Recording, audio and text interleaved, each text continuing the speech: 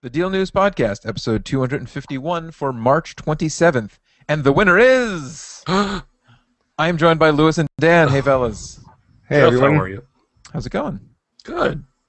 Oh, you asked how am I? Suspense. I said Suspense. Oh, The winner. suspense. I know. I Yes. can't forget how you are. What? Who won? Who's the winner? Yeah. We do have a winner. All right, last week I told you that, we told you how you could enter to win a NOOK Simple Touch and a $50 American Express gift card. Many of you entered. One will win, but who has won? We will reveal the name later in the show. Yes, it is a cheap ploy to get you to keep watching and listening.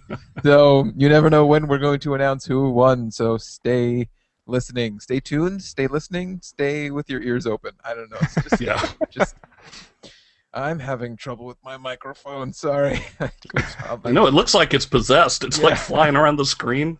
I don't know. It's like loose, and the arm's getting loose now, and I'm not comfortable with it. All right, so that's a little behind the scenes thing for everyone. Yes. So yeah, stay tuned. Keep watching. We will let you know who won. It could be you, not you guys. I'm talking to viewers. I was all Yeah. excited for a minute. I thought maybe I might have. I didn't even know I entered. Oh. All right, our first story is now. I do realize that Google Glass is in.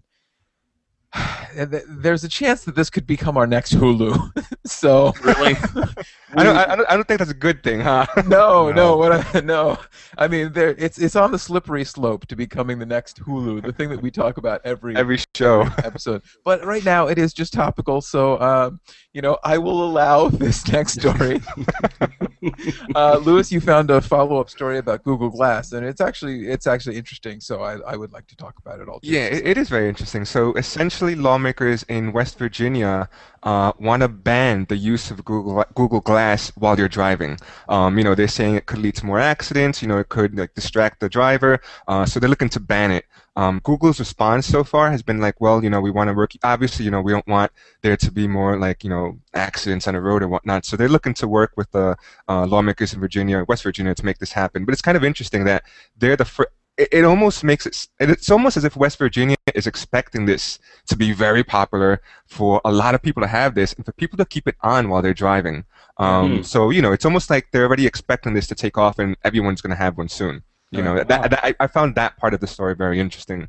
Well, That is interesting that they would actually do like a preemptive strike on something that isn't even out yet, and we don't even know if it's going to catch on. Well, that's what's pretty interesting about it, is that cell phones and texting kind of hit everyone by surprise when it comes to safety, and it leads to many, many deaths a year when people are texting and driving. And so now we have to retroact laws to prevent it and, make people aware of it in retrospect. So it's kind of interesting that West Virginia is taking the let's get on this too early approach, so that the laws are in place, and they'll have been in place for a couple years before people even want to start using Google Glass on the roads. Right. So it's not like, what, I was always allowed to use it, I can't use it now?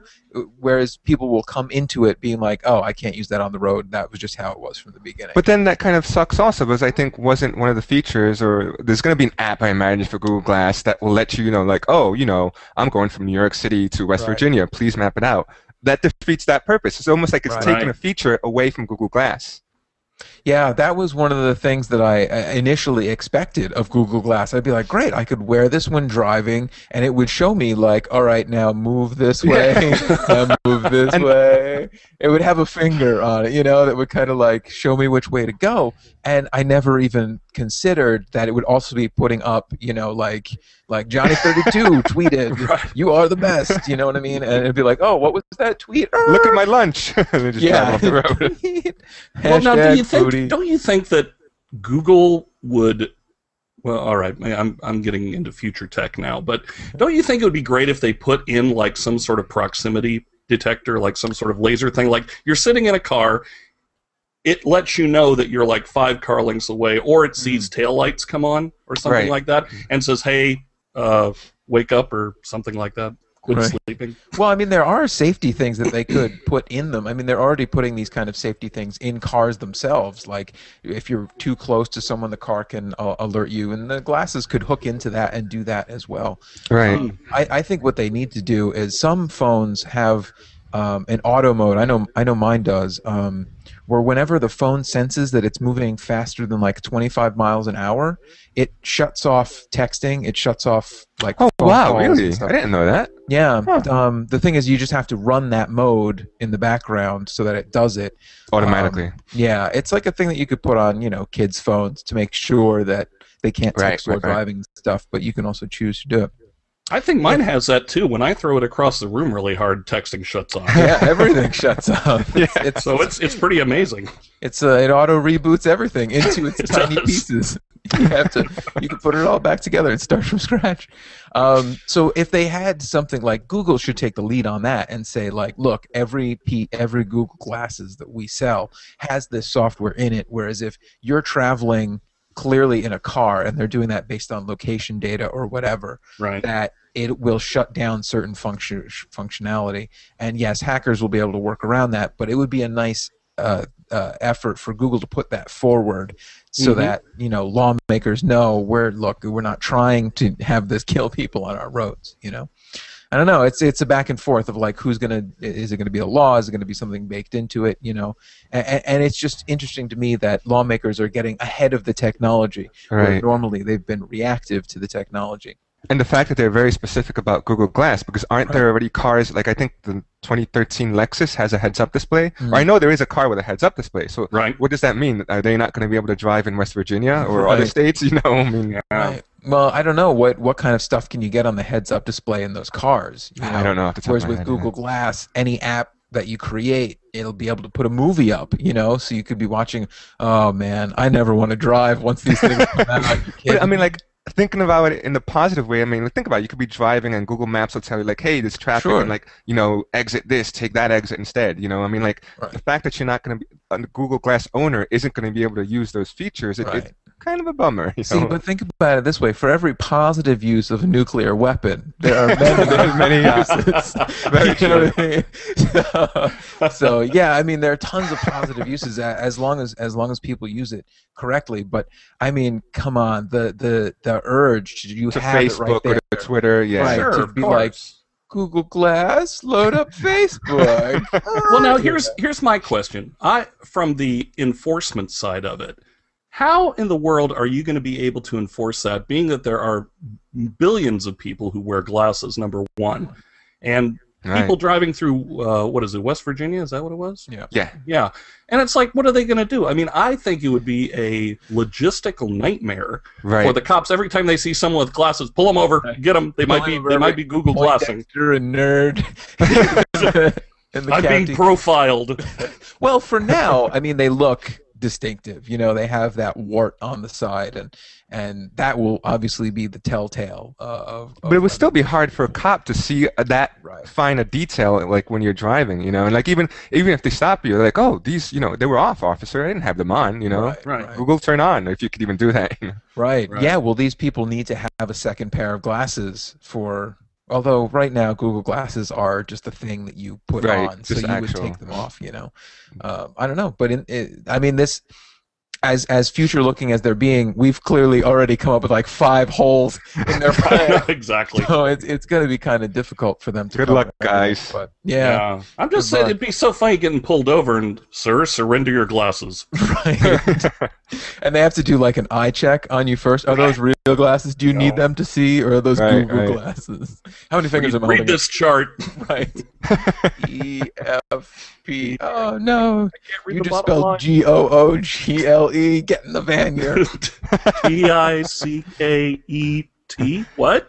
It won't be a sobriety test anymore. It'll be a do you have Google Glasses test. Yeah, Exactly. You've had one glass too many. Oh, Thank you. boy. Thank you. All right, let's move on to the new news of the week. The first is news that Windows 8 sales are tanking. Fill us in on Surprise. Oh, Ouch. poor Windows 8. Sorry. So Windows 8 sales are tanking, and this is going to mean what for us? savings, very, very, very steep savings. Well, Hopefully, it means right? look for Windows 9 coming out in the next like 6 months. Yeah. Well, Microsoft already announced a new OS I shouldn't really call it new OS, but it's a new, I guess, an update sort of, like Windows 8, and it's called Windows Blue. It's kind of like a planned service pack. Yeah, it's almost like a service pack, but they're not calling it a service pack. Right. I think they said they wouldn't do service packs anymore. Right. Well, actually, it's not more like a service pack. It's more like when you upgrade an Android OS from Donut to Eclair. It's still That's the exactly same. what it is. It's still the same version, but it's a difference, so it's like 4.1 becomes 4.2. So right. Blue is kind of like that. So yeah, they're kind of going the mobile route with upgrades here. Right. Like, so it's almost like giving it a new skin and maybe a different look here, different look there, new features, whatever. But yeah, it's essentially the same OS, but like with a new new features and whatever. Now, have you guys noticed that there is a definite pattern with Windows releasing their operating systems where it's like good, bad, good, bad, good, bad, good, bad over the last it started with Windows 3.1, which was amazing, or 3.3, and then it went to Windows 95, which was horrible, and then Windows 98. Well, yeah, I like Windows 95. Did you? Well, now I'm stepping on toes. Right. Well, because I guess 95 was the first really graphical everything was icon based. Yeah. But did you like 95 better than 98? Because I liked 98 better than 95. I didn't see the difference, to be honest. Yeah, 95 really? and 98 were very close for me. Yeah. How about Windows ME? Oh, well, that was horrible. That was, yeah. I mean, they should have just packed it with a blue screen of death and said, just wait for the next version. Yeah. And then there was XP, which I think everyone really loved. Everybody loved XP, and then Windows Vista, which flopped. Yeah, absolutely flopped. Then Windows 7, I was like, wow, great OS, no crashes, everything's perfect. Yep. Now we got 8. Now it's Windows 8, and a couple of analysts are saying like, hey, you know what? They're comparing it to the launch of Windows Vista. They're saying it's horrible. Its sales of PCs have slowed down, and it's gotten so bad to the point where Microsoft is now going to offer OEMs a discount for licensing Windows 8. So it would go from each OEM paying $120 to now they're going to be paying $30. And the cool part about this is that by giving OEMs that discount, the hope is that OEMs will then slash prices on their laptops and PCs, and the consumer will see even further discounts. So that's like the grand scheme of things. Just for those that don't know what an OEM is, it stands for Original Electronics Manufacturer, which is a total misnomer because it is people who do not build the original manufacturer of it. An OEM version of a software is essentially what say ASUS, a laptop maker, will pay Microsoft a licensing fee to OEM their software onto their hardware. Right? That's essentially like the crib notes version of it. And so that Microsoft doesn't let them do that for free. They charge a license for each time. And so what we're saying is that Microsoft has been charging OEMs what would you say, $120 or $100? Yeah, it's going from $120 to $30, which is a pretty big difference. That's a substantial drop. Yeah. Yes. So $90 in savings just to get the OS onto their device is pretty significant, because in the past Windows hasn't had to do that because manufacturers want to put Windows on a machine, and with PC sales slowing, now they need to finally drop the price of this. Will they pass that $90 savings onto the consumer, though? I think they would, and the reason, first of all, this discount is mainly they want it for ultra portables. Right. So they want to aim it particularly at ultra portables. But like from looking at the deals that we have, from looking the laptop price trends and whatnot, you can now get basically the best deal we've seen on a 15-inch Ivy Bridge system for $299. That's pretty dirt cheap. A 15-inch Core i5 Ivy Bridge with 6 gigs of RAM and a 750 gigabyte hard drive from Acer, I believe it was an Acer Aspire, for $299. That's pretty ridiculous. Last month the low was last month the low was like $340, I believe. So it's just dropping. So it looks like, even though those savings are meant for ultra portables, it's affecting pretty much all the laptops out there. Yeah. And another thing which also is kind of interesting is the fact that Samsung has outright said that they're pulling out from selling Surface RT based tablets because there's no demand for it. Right. The couple that we had are just like, they're like, we're done. That's it. Count us out. So obviously Microsoft is like, well, no, come back. So this is their incentive. This is Microsoft's shot to get everyone to say like, all right, you know what? Let's give this Windows 8 a push. Let's go for it. But is it too late? Is it too late for that? Well, I wonder if this is really going to be passed along to the consumer. I mean, there's a good chance that it is, but if you think about it, if people aren't buying Windows 8 machines, then that means that Acer and Asus and HP and Lenovo are all like, well, we have to drop our prices to get people to buy these things because they're not buying them. So they drop their prices to get thinner margins. Now, if Microsoft comes around and says, we want you to put our OS on more machines, Lenovo is like, oh, we already put it on enough and we're not making enough money. Thanks for the discount. We'll pocket that. And we've already dropped the prices, so now our margins get just a little bit fatter because we're saving $90 for paying for the true. software. Now they're going to see the profit that they should have been seeing when Windows 8 first came out. Right. Like, had this all worked out the correct way, is Microsoft would have dropped the price on the OEM pricing earlier so that they could have passed the savings along to us at the beginning, but the manufacturers kind of took it into their own hands to get rid of this stuff, because it wasn't selling. So now they're going to take that as a profit. I mean, that's just a possibility. It is possible that we could see 15-inch Core i5. Do you say 5? Yeah, 5 with 6 gigabytes of RAM for under $200. That'd be really impressive. You know what? I might buy one if that happens. Yeah, seriously. I mean, at $299, that's near Chromebook prices. Even Chromebook, right? So what's going to happen come Black Friday? They're just going to be giving them out for like $50. Yeah, you get them free with every purchase. Yeah. So anyway, it's also interesting because analysts are also saying so they're comparing Windows 8 to Vista. They're saying it's flopping, no one wants it, it's not selling well, and they're also saying that now. They're also saying one of the reasons people aren't buying, laptops or any Windows 8 based machines are because people got used to the prices of netbooks, and netbooks were pretty cheap when they first came out. Right. And they're saying that now, now it's so what's the word? Not fractured. It's so fragmented. It's so fragmented because here you have all right, you have Surface RT, Surface Pro, then you have Windows 8, and now you have laptops that are half laptop, half tablet, and then you have laptops with touch screens. So prices are all over the place. So there's it's just a mess. It is a huge mess right now. I haven't played with Windows 8 too much, but the few times that I have, using it on a laptop with no touchscreen is it's almost counterproductive because it looks like something that should be on a tablet based on a device. Tablet, Windows 8 love it, but on a laptop with no touchscreen, don't like it. My it's just weird that they tried to make a hybrid. Yeah, right. She does. Yeah, my stepdaughter has a new Dell that's got Windows 8 and she hates it. She said it's clunky and you feel like you're almost instinctively reaching up to touch the screen because of the tile-based thing, and it's pretty. It's a sad day for Microsoft. One of the mistakes that we made was we got my dad a new laptop, and tiny, and I didn't even think about it until you mentioned it, Louis, that the laptop that we got him is a super great, fast, a lot of RAM, boots up quickly. I think it has an i5 in it, and it was super cheap, and I just thought I was getting a good deal on it. But now that I look around, prices on these things are coming down, and it just didn't occur to me that things were getting cheaper. But one of the mistakes that I made was I hooked it up so that he's using it as a dual monitor. So one of them's touchscreen and one of them's not. So the first day when I was setting it up, everyone, me included, was just like, dude, no. Oh no, wait. This is not. This is. And then he had not to working. go over here. Not working. Right. So it's you have a regular desktop and a touchscreen desktop, and it's just super confusing. And I think he's gotten used to it by now. But every time I go over, I'm like, no, this one. Which one is touch? Which one?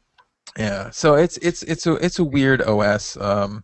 I don't know. I wish that they kind of didn't do a hybrid one size fits all for desktop and mobile and everything, because like you guys say, I agree. When it's mobile, it works, but when it's kind of a desktop environment, it's not the greatest. Right, but overall, Microsoft is not doing too well right now. They're saying Windows 8 is selling well. The tablets, hybrids are all over the place. Even I think the Windows smartphones. What is it? Windows Phone. I don't even know what number they're on, but even those. It's 8. It's 8. Yeah, you're right. It's 8, the same as the OS. Even those are really slow to catch on. And apps, as far as apps, they're saying that the App Store is kind of like, flatlined in a sense. It was growing. It's a ghost town. Yeah, it was growing. You had developers there, and all of a sudden, it stayed still. Yeah, I mean, they've had to pay off developers to port some of the fancier apps to them. I hear that the big rumor is that Pandora is finally coming to Windows 8. Oh, wow. Yeah, and that took a while. Like, you would think that Pandora, if they would have been one of the first ones on. Right, it's like, well, let's get our stuff streaming on that too. But I don't know. Maybe it's not totally Windows' fault. Maybe it's just exhaustion for the market, where a place like Pandora is like, oh, the iPhone, all right, let's get our app out there. Oh, now we have Android, all right, let's put some money and time towards this. Oh, a third platform. Didn't we just do this twice? Now BlackBerry. It's right. Maybe people are just getting exhausted. They don't have the kind of funds to develop a great app for 4 or 5 different mobile platforms at this point.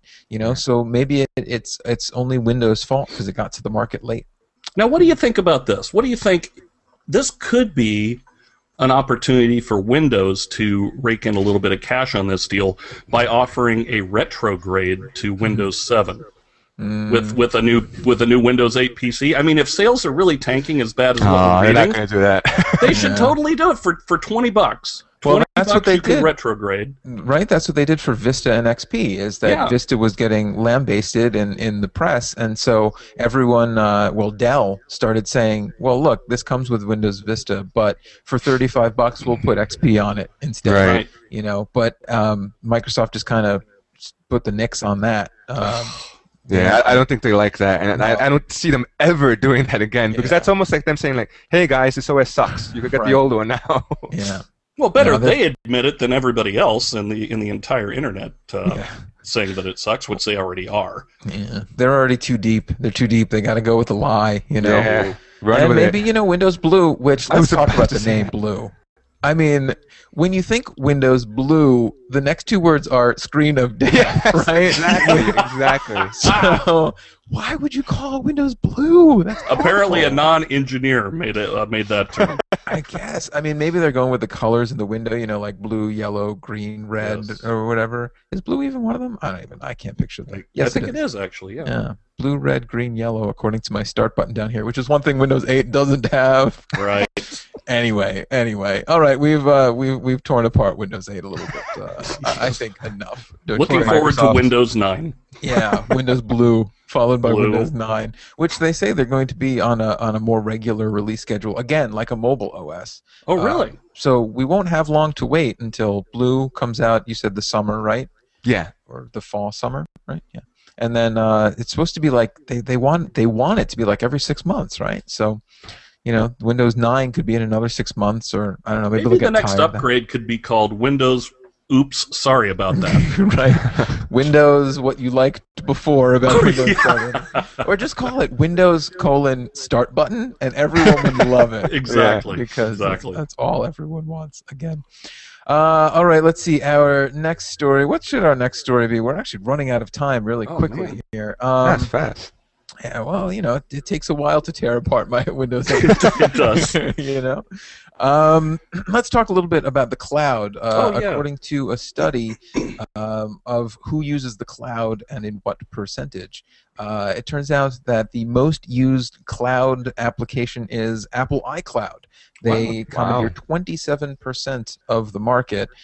They are followed not even closely by Dropbox with 17%, Amazon Cloud Drive with 15%, Google Drive with 10%, and then it drops off steeply after that for Ultraviolet with 4%, Samsung Music with 3%, and then 3 I've never heard of after that. So what do you think this says about cloud services? Will they only be adopted if they're rammed down our throats, like with people on iOS, who essentially have no choice but to use iCloud, right? Essentially, yeah. So, I mean, what this chart is saying is that 27% of people own an iPhone. Right. Right? Because, I mean, if you use iCloud, chances are you log into it, and it's.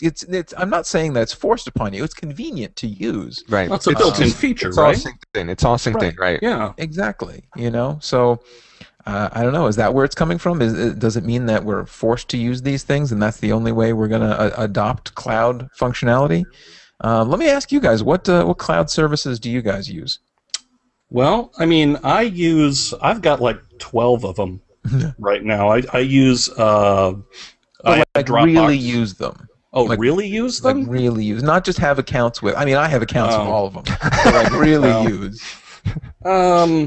Maybe Dropbox, just because we use that on a weekly basis when we do this. But right, yeah, I mean, once a week to send me an audio file. Exactly. That counts. That counts. Right. I'm a hardcore cloud user.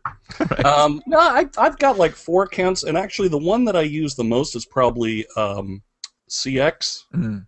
CX, which isn't even on that list, so I'm probably in the 1%. Yeah. That and Dropbox, and well, I do use the Amazon one for MP3s and things like that. So yeah, those are probably my top 3. Lewis, what? Yeah, despite having an iPhone, I don't use iCloud. I honestly don't use any of the services. I might use Amazon's maybe twice a month. That's about it. I don't really. I mean, I use the cloud with Netflix and all that other stuff, but to actually have an account with one, I don't really. Even Dropbox, I use it for our purposes. Right. Other than that, I don't really. I'm not attached to any cloud service. I just don't. I guess I don't have that big a media. Right.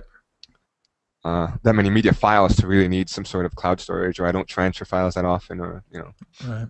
Yeah. See, for me, all the cloud services that I use are not on this list at all. For example, Gmail essentially is a cloud service, right? But we're talking mainly about cloud media services. But so when it comes to that, I mean, Dropbox, I guess, is the closest one that I get to actually using, because I use it to transfer files back and forth to people. But I mean, I use Amazon Cloud Drive only because I buy music on Amazon, and then I can download it to my phone through the app. But is that really what they're talking about here? I'm not uploading files to it. I'm not using, right. So do you stream from it, or you just that's what you do, right? Yeah, I always just download from. So I guess that's essentially I do use Amazon, right? So I use Dropbox and I use Amazon Cloud, and I guess I do use Google Drive because I have Google Documents up there. So I take it back. I use all of these every day in every way. You cannot live without the cloud. Yeah, right. Well, see, that's the thing. Just the other day, I forget what I was doing, but I went on my phone and I pushed some buttons and I got the information that I wanted, and I just turned to my wife and I went, "The cloud," because the information that I wanted I had uploaded to somewhere. I just forget what it was, and it's like, I can't believe that I live in an age where I want to access something that I did on my computer on my phone, and it's just all there. I know. It's I mean, every day we live. I realize something. We live in the future. I mean, it is just amazing and astounding to me. Well, except we don't have any rocket packs. Not yet, but I feel like I would kill myself with one, so I'm okay with that. You have to kind of tone down the wishes just a little bit. All right.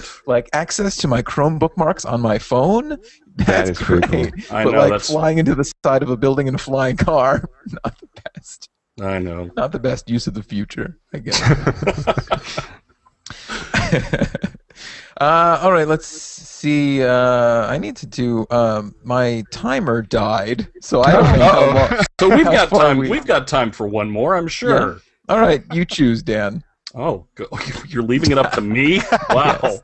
That's leaving the weasel in the hen house. Well, why don't we? Do you want to continue on with this and talk about the rumor that Amazon is working on a streaming music service? Because that kind of ties into the let's do that. cloud thing. Although this is just going to probably end with.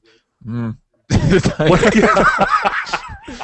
right, what are you gonna say about it? See, the thing is that this is the 4th rumor I've heard in as many weeks. I think last week the rumor was that it was going to be Google streaming. The week before that was that it was going to be Apple streaming. The week before that it was someone else. Someone else was coming up with a music streaming service. I forget what it was.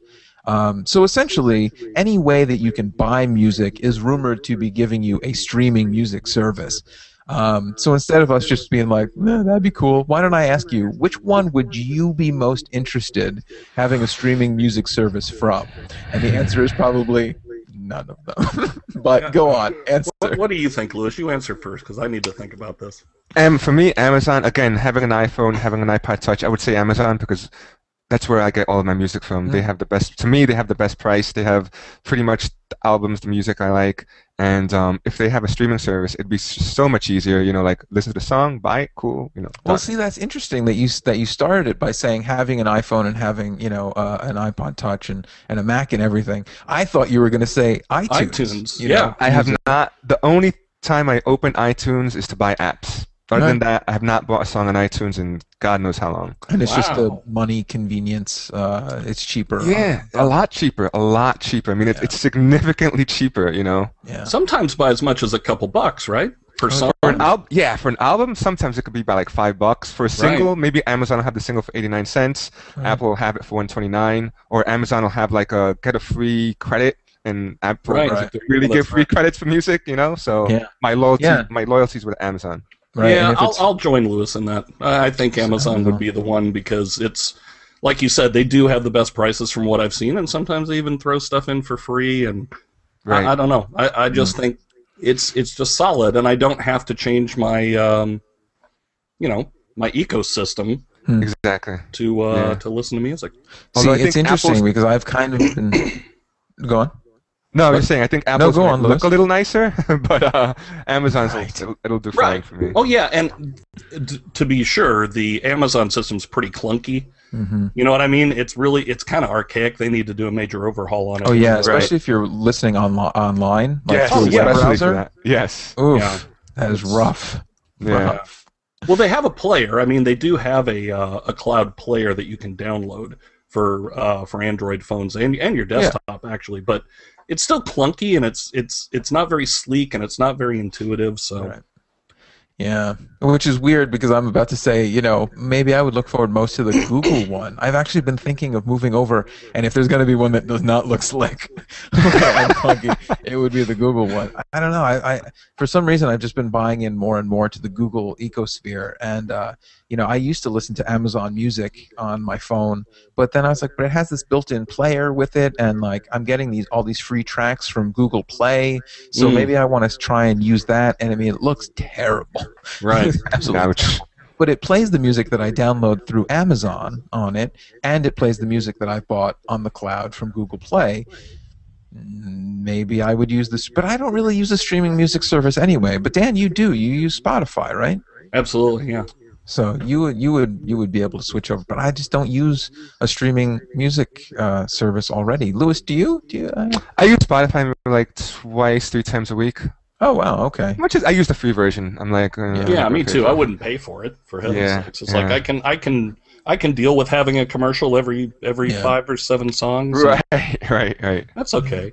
But it's interesting because I thought all the bands and musicians said they don't want to do streaming services. So maybe that's the delay. It seems like Apple, Amazon, Google, whoever else is trying to make a streaming service, someone is not cooperating with them. Yeah. And I'm wondering whether it's the record labels or the artists saying like, no, we lose money that way, or what's the holdup? Yeah. What is the holdup? I'm sure it's not the artists because the artists have very little say. That's true. That's true. It's probably the record label saying, no, we want more. Right. We want every penny we can milk out of it. Yeah, the record labels want more, and the streaming services probably want to give less. And you know, if the rumors are true that we heard last week, Apple wants to pay half of what everyone else is paying for streaming rights. So yeah, I'm sure it's all going to come down to that. I don't know. Maybe it's going to log jam long enough that people won't want streaming services from these people anymore. Yeah. What do you think? What do you guys think will happen if Apple is the first one to come out with a streaming service and they get that rate that they want? Because I've read some essays, whatever, where people are saying like, you know, if that happens, then Apple's going to kill off all music, and people just aren't going to like go to record labels, and everyone's going to go independent, kind of like people are on YouTube with their movies and videos and all that. I mean, like, do you guys think that will really happen? I could see that. I think so. Excuse me for a second, guys. Someone's at the door. I'll be right back. Okay. Go right ahead. Yeah, no, I can definitely see that. I think that would be a reaction to it, especially if Apple isn't paying enough for the artists to make a living wage off of. Right. And the artists will just be like, well, then what do we even need a label for? Why don't we negotiate our own contracts by going independent on these things, you know, and distribute it in some other way? And you know, the fallout of it may be that all of these artists can never be streamed from anywhere. But So it could almost get it has them it has that potential to backfire. It's like here we want streaming services as cheap as possible, and let's say we finally get them, but then the artists or the record labels they break. They're like, screw this, man. We're not, it could very much be at the cost of having artists to create music for those streaming services. Right. And it may turn out that we now all go to YouTube to watch the artists that we like upload a song as a video independently, and they put ads on the video that way, and they make more money that way than they would by getting a couple cents for every 100,000 plays through Spotify. Right. Which I admit I've been doing that more and more lately. Like if there's a band that releases a single, I YouTube it and I watch the video, and then I look for it on Spotify. They usually don't have it, and go back to YouTube. Right. Exactly. So things like that could be happening more and more. All right, we have to wrap this up, but before we do, it is time to announce who won the 5th anniversary sweepstakes. Was it me? Drum roll, please. No, don't drum roll. I'll just say the winner of the NOOK Simple Touch and $50 American Express gift card is Aaron Hill. Twitter handle @AaronHill. No, Aaron Hilton. Hilton. I thought you were going to pick another name. I know. I am so sorry, Aaron Hilton. Aaron Hilton. I can't read my own handwriting. It is Aaron Hilton with the Twitter handle @AaronHilton. So if you are @Aaron Hilton, please send us a tweet @DealNews or write into the Deal News podcast. And it's podcast@dealnews.com and let us know, because we have not heard from him yet. So we're still waiting to hear. So what that means is that if we don't hear from him, we may have to choose another winner. Wow. And it could be you, listener. Oh. So keep holding on to the faith. But hopefully Aaron Hilton, the winner, will contact us, and we will send him out his NOOK Simple Touch and $50 American Express gift card. Maybe we could send an instant message to Paris and see if she'll contact him, because they're probably related. No, not so much. Sure, he probably never gets that joke ever. Yeah, probably never. Yes. So I apologize on behalf of Dan, Aaron Hilton. We will not send you any jokes with your Simple Touch and $50 American Express gift card. So yes, congratulations. I hope you have contacted us by now, but if not, get in touch with us ASAP. We don't want we can't. It's taking up valuable space on my desk. I have to get it out of here. That's right. We don't want to put it on eBay, for heaven's sake. Right, exactly. So we'll keep you posted if we hear from him, and if he gets it. I don't know. If we don't hear from him, I don't know. I don't want to make it sound like the clock is ticking, but the clock is ticking, Aaron Hilton. Yes. The clock is ticking. So see, it's really ticking. So write to us as soon as possible, and the NOOK Simple Touch and $50 American Express gift card is yours. Thank you, everyone, for playing. We had quite a turnout for it. It was great to see such an outpouring of support for the podcast. I know you really more than 10. Way more than 10. Wow, we're talking like in the hundreds. Yeah, really, if not thousands. If not 100,000, if not millions. I don't know. I don't remember what the final count was, but it was a lot. It was a lot. So wow, that's exciting. This won't be the last one we do, so keep your ears and eyes peeled for us doing more. So I don't know. Was that good enough for the announcement of the sweep? I know I really bungled it. No, it was all right. I'm sure he's been called Aaron Hill before. Yeah, I'm sorry, Aaron Hilton. I'm Aaron Hilton. Hilton. And I even said to myself, I was like, not Aaron Hill, Aaron Hilton, Aaron Hilton.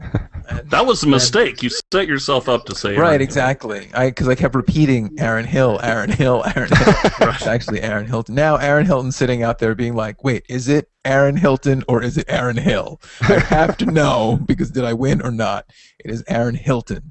Aaron Hilton. 2 A's and a T in there. And an O and an N. And an N. All right, guys, that's it. We are done. I want to thank you guys for joining me. Thanks, Jeff. And thank you. You're welcome. Thank you. Listeners, for links to today's stories, Twitter feeds, blog links, or more, go to our show notes page. Also, feel free to send us feedback to podcast@dealnews.com. I'm Jeff Somogyi. Goodbye.